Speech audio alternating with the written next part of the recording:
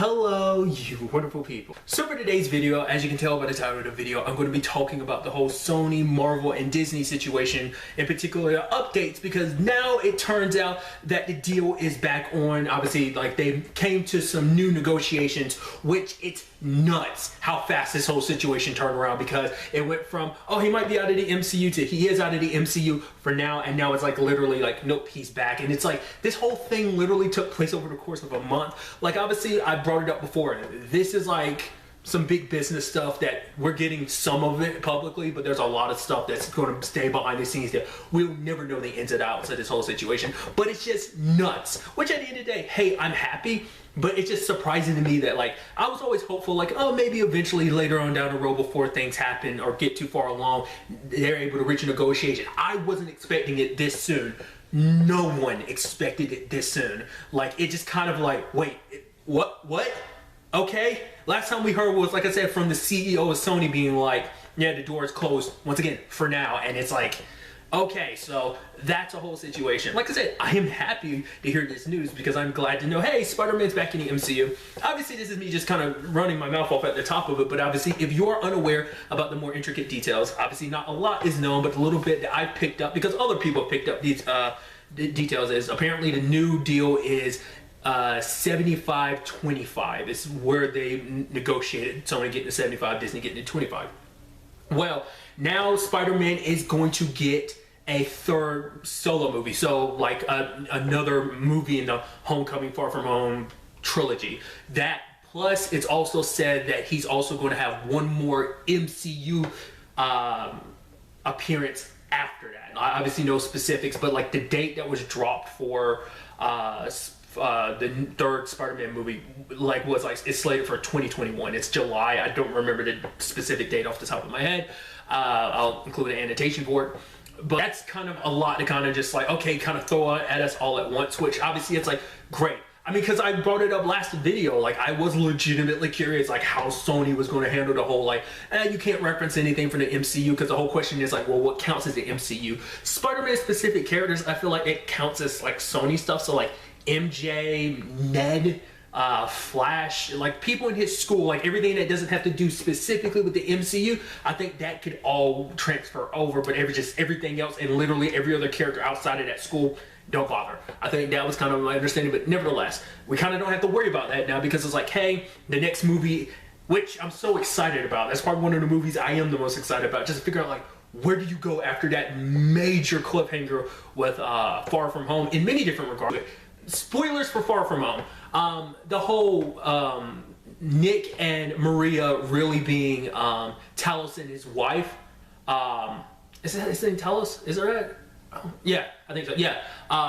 Them being, you know, actually Skrulls the entire time, like, and obviously what Nick Fury is actually doing up in space, like, obviously that's really setting up the more cosmic side of the MCU and everything, so, like that. So it's like, okay, so I'm wondering, is that going to get answered first before the whole, oh, your identity's out there, you practically have to be on a run because everyone's coming after you, because everyone thinks everything that went down in London is your fault, because it was actually Mysterio or Quentin Beck that was the hero the entire time. So there was that whole thing. So I kind of get the feeling like the more cosmic stuff is going to come up first, but I mean, we'll have to see, like I said. So there's that. Obviously, there's the whole thing about, like, okay, so what would you want from a third movie? I've kind of made that pretty clear. Even more so now that it's like, hey, we're getting the MCU movie of continuation of the story. So I'm like, dude, if they can, Kraven the Hunter, I think he'd fit perfectly, like I said, because, like, Spider-Man's gonna be on a run. Who's the perfect character to chase him down? None other than Kraven the Hunter. I think that'd be so dope to kind of bring him to live action like that. Some thoughts I've heard, like, a couple people throw this out there, because it's the MCU and everything, you can make it so it's like Kraven actually comes from Wakanda, so I think that'd be kind of a neat way, because obviously, like, all his other villains have had a tie to the MCU specifics. Obviously, like Vulture being kind of like his situation spiraling from the whole Avengers situation, the New York incident, and obviously, you know, Quentin Beck having his connection to Tony Stark and all that. So it's all of that. So it's like, it'd be kind of neat to kind of blend it in even further with the MCU, with your next villain being like, yep, he's from Wakanda. So I don't know, when I heard people kind of suggest that, I'm like, that's actually kind of a dope idea. It is that thing of like, you do take it with a little bit of like, oh, this is all happy news, but at the same time, it's kind of still sad because it's like, oh, like, so are you just going to end it that way? Because the whole thought process too was like, well, the fact of the matter is, because initially the whole thing was kind of supposed to be like the initial like dealings made it seem like from the very beginning when Spider-Man joined the MCU that every movie was going to be a year of him in high school, so that we go from his freshman year, sophomore year, junior year to his senior year. That was my thought process, which we're not really doing that, especially because of the blip. Like that 5-year time skip kind of threw a wrench in that regard as well. So I'm like, I don't know. We probably won't ever get that far, but I mean, which is interesting because spoilers for like the Ultimate comic books, but it's something I find out like. Peter dies pretty young in the Ultimate comic books, at least one universe. The universe where Miles Morales like becomes Spider-Man in that universe, Peter dies like at like 16 or something like that. So I don't know if they necessarily go that bleak with it. I don't think. Obviously superheroes have died so far, so it's not like it's that strange of it all. It's not like they wouldn't cross that path, but I don't know.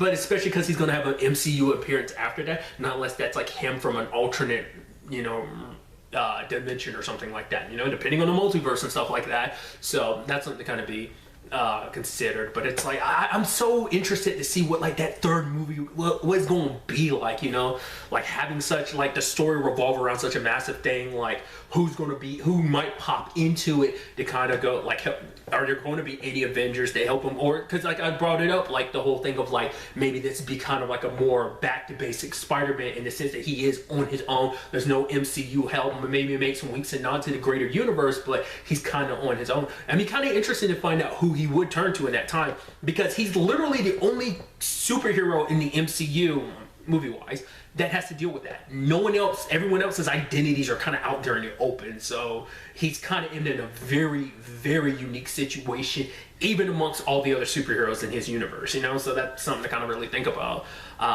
But the other big thing was the whole MCU situation of like, well, what's this next movie he's going to be in?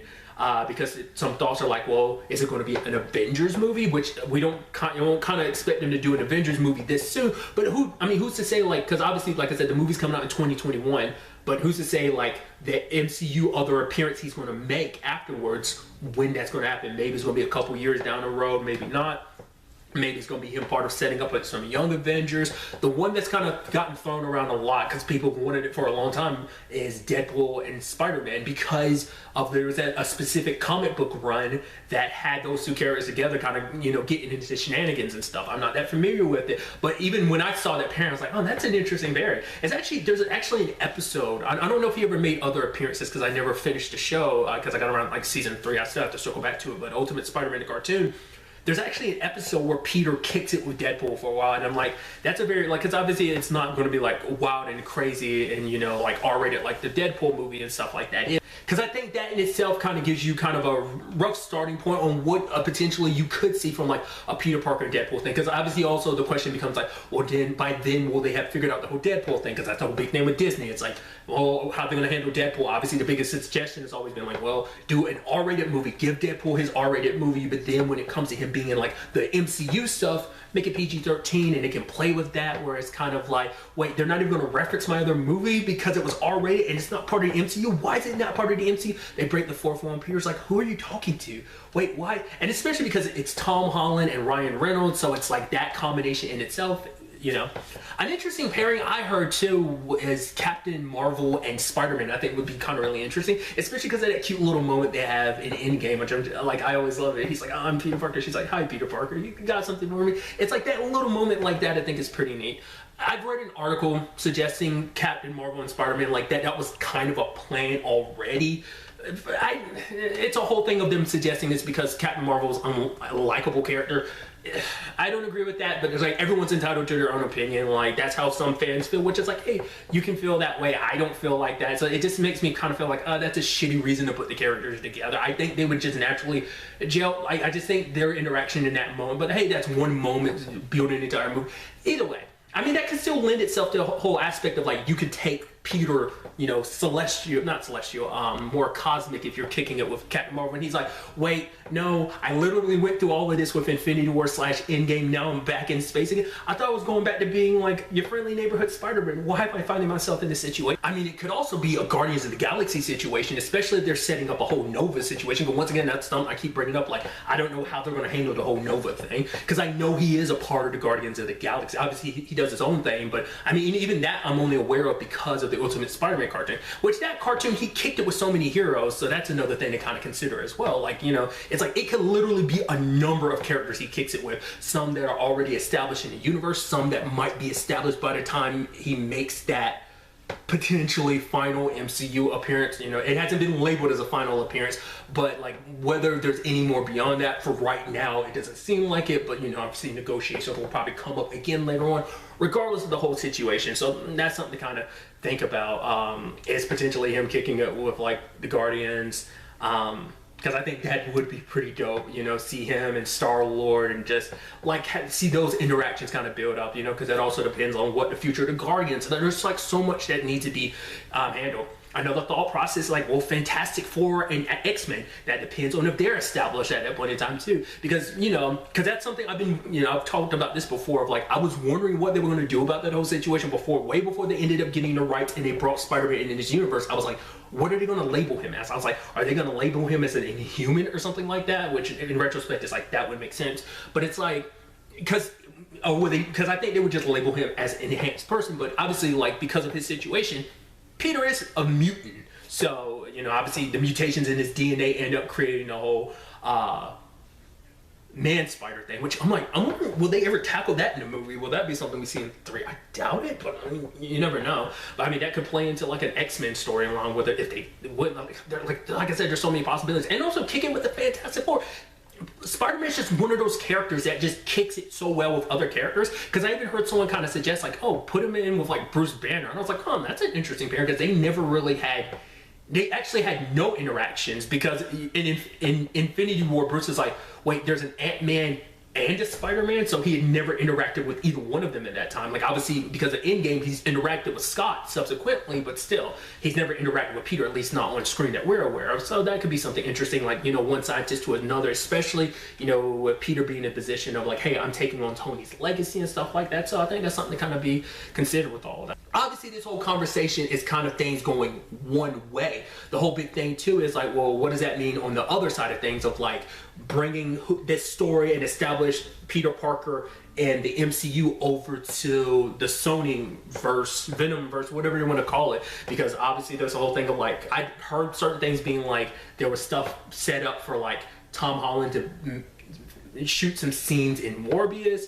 What's it going to be in Venom 2? Does this current situation prevent that from ever happening? What, you know, does that new stake make it so that it's like Sony can bring over more, like the fact that Disney's getting a little more slice of the pie, does that mean they have a little more wiggle room to bring MCU stuff?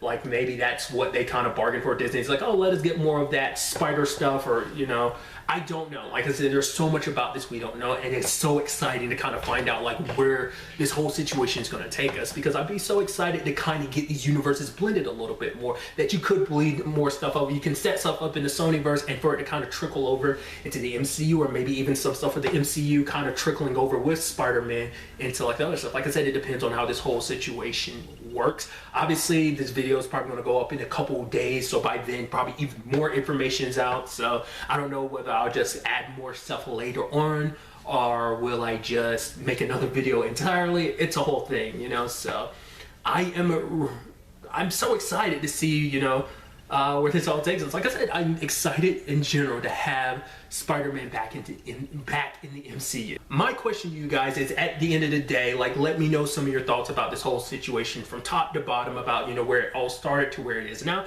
If you want to, you can just ignore that and just focus on the fact that, hey, he's back in the MCU for now. Obviously that potentially brings up the whole question of like, oh, things might change in the future. Obviously that depends on how just everything ends up playing out. But at the end of the day, let me know, you know, what your thoughts on what you want to see in the third Spider-Man movie, and what this other appearance in the MCU you'd want it to be. Let me know all your thoughts and feelings in the comments down below. But really, that's all I want to talk about today. Next time, me, be happy, be safe, live life to the fullest, and enjoy it. Good day and goodbye.